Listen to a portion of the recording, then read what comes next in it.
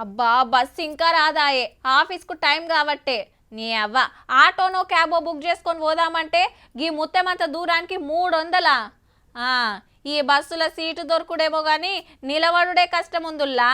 అరే ఏ కాలమాయే వచ్చిన బస్సులు వెళ్ళిపోవట్టే కానీ ఎండ్ల ఎక్కే ఛాన్స్ లేకుంటాయే. వచ్చేదన్న కాలుంటుందో అని ఎయిటింగ్ చేస్తుంటారు. చిన్నగా గా తిప్పలు తప్పుతున్నాయి తీన్రి.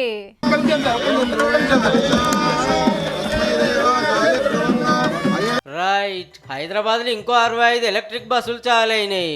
రాణిగంజ్ డిపోలో బస్సుల మంత్రి Ponnam sir, mayor Vijayalakshmi madam షురువు చేసి బస్ ఎక్కి కూకున్నారు మొత్తం అంత సేపు. లోపల సీట్లు సౌలతులు ఎట్లున్నాయో అరుచుకున్నారు. ఆల్రెడీ 260 బస్సులు తిరుగుతున్నాయి ఈసొంటియే. ఇవి కలుపుకుంటే 325 అన్నట్టు. డౌట్ ఏం లేదు, ఇళ్ళగిన మహాలక్ష్మి పథకం నడుస్తుంది. ఆధార్ కార్డులు చూపించి అక్కలు ఫ్రీగా పోవచ్చు. కేంద్ర ప్రభుత్వం పిఎం ఈ డ్రైవ్ కింద ఇచ్చినటువంటి దాదాపు 2800 బస్సులను త్వరలోనే హైదరాబాద్ లో ప్రజా రవాణా వ్యవస్థకు ఉపయోగించే విధంగా, అంటే 2 ఏళ్లలో పట్నంలో డీజిల్ తోటి నడిచే బస్సులే ఉండే అన్నట్టు. మొత్తం ఛార్జింగ్ బస్సులే. డిపోలో ఛార్జింగ్ పెట్టి రోడ్ల మీదకి వస్తే తిరుగుడే తిరుగుడు. పొగరాదు, గాలి ఖరాబు కాదు, మళ్ళా డీజిల్ పైకం సుతం మిగులుతుంది.